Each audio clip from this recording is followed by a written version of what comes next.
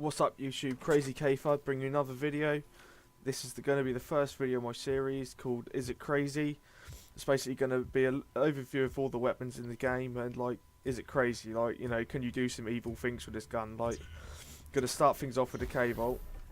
Now it's not really going to fall down this way to start with, obviously the upload schedule, but I really want it, so episode 1 is obviously about the gun and about, you know, all the good points, all the bad points, how best to use it, you know, what perks to use it with.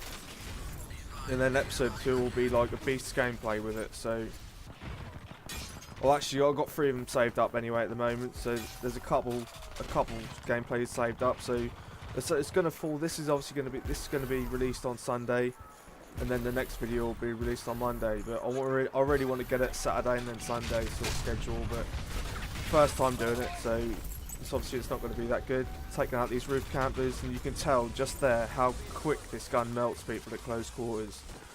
Very, very high time to kill. Not high, sorry, I messed that up. Very, very slow time to kill. Like, you can drop people at ridiculous ranges at close quarters. Obviously it's the only submachine gun apart from the feline, so they designed the gun to be this way, but it's got the added bonus, this gun, of if you're getting hit by it, you can actually get electrical interference all over your screen.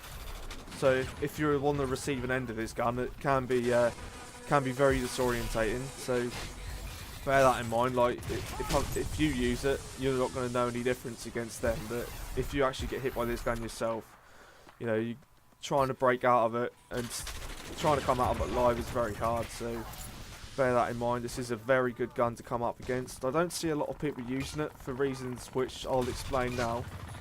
I mean, first thing's the bullet bloom. I mean, obviously long range it's not really suited for being a submachine gun, but the bullet bloom sort of spreads out. You know, bullets go all over the place, like very easy on it, especially in rapid fire.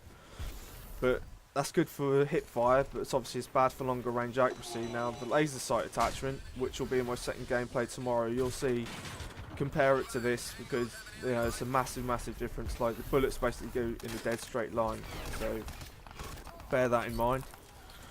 Obviously the hip fire gets even more improved, although you will have to track better with it being dead straight, but you'll get a much higher time to kill if if all your bullets hit true and hit home.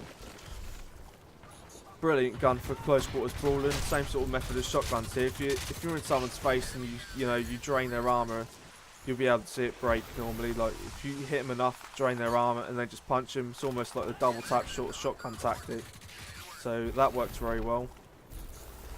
This guy's just outmaneuvering me here, but obviously it's more suited to sort of close quarters engagements, but you can use it on longer range maps. Like, it's got some financial district gameplay here, and although I don't do massively well, I do still, I'll do alright. You know, it's completely viable. Just stick around this sort of center area, and you'll do good. You know, if you come up against a mic user, obviously if you're exposed around the outsides, a Grendel user will be able to pick you off. You know, you're probably outranged. Well, you are outranged by a Grendel, so the mic will probably outrange you as well. But if you're in close quarters, you'll be able to out damage the mic, and you'll still be able to hip fire. Like, that's one of the big strengths with the mic is, the hip fire. So keep bouncing left and right. Don't be power jumping left and right. Just little taps, and you'll find you move a lot more. So you can actually evade a lot more and just spraying down. Laser sight, brilliant. You know, like I've just said, laser sight, brilliant attachment for this gun. Really makes a massive difference. If you haven't tried it yet, I highly recommend it. You know, I've got some gameplay tomorrow with it. You'll see in that basically. It's a crazy gameplay. So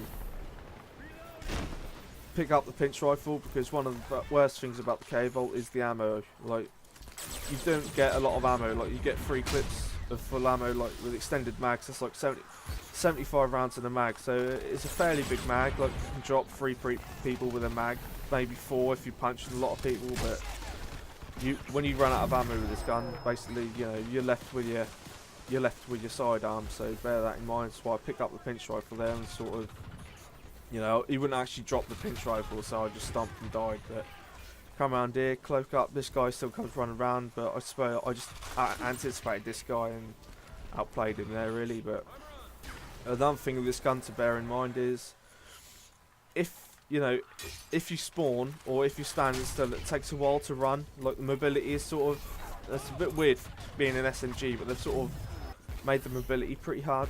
Like, you see what I mean? Like there's a little delay before you can sprint, like there, just then. So it can be a little bit annoying.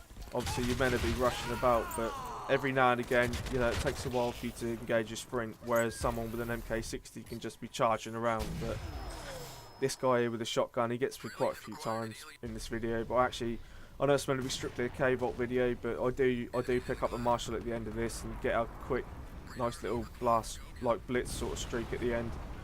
So I hope you enjoyed that. This guy, just shooting at him, nearly dead, critical. Come on, this slide, get up on this guy. I don't know what he was doing, but he just got destroyed.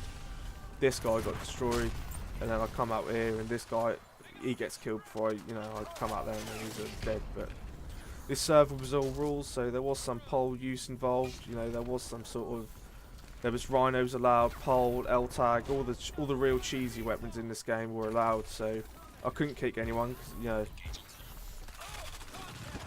a lot of the time I out damaged them with the Kvolt anyway. Like, if you need to, if the Feline's one of your favourites, seriously, like try out the Kvolt, because you'll really enjoy it. It's a beast gun. There you go, it just takes me out again. And that's another thing. Like, if you've ever played on Skyline, like just watch out for around the sort of the edges of the map, because you will go flying. I suppose that's why they called it Skylines, because you're up, you know, you go for a fly if you misstep. Like, you could be in the middle of a gunfight with someone, like shoot and you catch a kill on him, but you fall off the map. So, you know, he gets a return kill, because that's the way things work in this game. Like, if you shoot someone and then you decide to suicide, it awards the other player to kill, to prevent people from like, oh well, you're not getting that, I'll just blame myself up, sort of thing. But love this map on Crysis 2, love it even more on Crysis 3. You see there, like, with the aim, like, you have to track, like, it's weird the tracking on this. If you're not going for hip fire, if you're going for long range kills, like the tracking on this gun is really weird. Like, you don't want to be using the reflex and aim and bang on them with a dot all the time. Like, if they're moving about heavily, like, you're gonna want to track them more. You're gonna want to actually be like in front of the dot. So I know that sounds a bit weird, but that's sort of the way you have to do it, because if not, they'll be jumping around and all your bullets will just be trailing behind them.